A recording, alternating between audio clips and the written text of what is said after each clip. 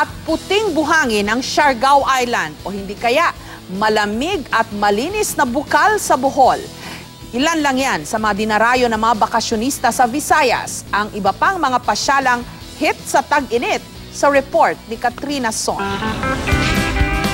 Pinakamatatamis at bagong pitas na mangga o di kaya'y island hopping sa white sand beaches ba ang inyong hanap? Ang mga yan, tiyak ninyong makikita sa ilang lugar sa Visayas na swak to beat the summer heat. Tara na't dayuhin ang teardrop-shaped island ng Siargao.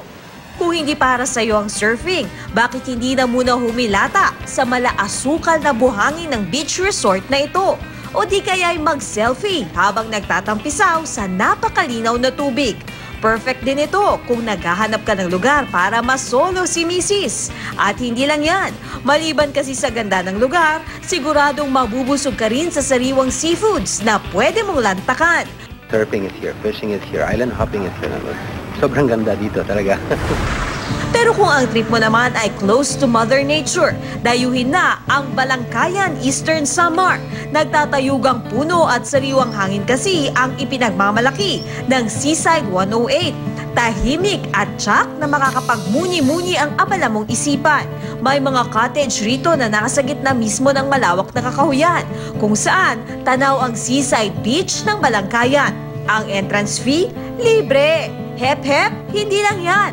Para naman sa mga mahilig sa mga hayop, dito pa rin sa bayan ng Balangkayan matatagpuan ang pinakabagong Marine Eco Park at pwede ring subukan makilangoy sa mga isdang makikita sa dagat. Sawa na sa City Lights, suwak para sa iyo ang bayan ng Almeria sa probinsya ng Biliran. Mahigit 7 kilometro mula sa town proper, mararating na ang ipinagmamalaki ng lugar, ang Ulan-Ulan Falls. Hindi pa masyadong dinarayo ang lugar kaya siguradong may enjoy mo pa ang pagtampisaw sa falls. Next stop, Bohol. Hindi na lang daw sa dagat pwedeng magbabad dahil dito sa Mandahulog Cave and Cold Spring, ipinagmamalaki nila ang malinis na tubig na nagmumula pa sa loob ng kuweba. Sa lagaslas pa lang ng tubig, siguradong pawi na ang inyong pagod. Hindi pa ito gaanong nadidiskubre kaya ihanda muna ang mga paa para sa medyo mahaba-habang lakaran. Sarap maligo dito. Kaya naman don't miss the heat at magbabad na ngayong tag-init. Katrina Son, GMA News.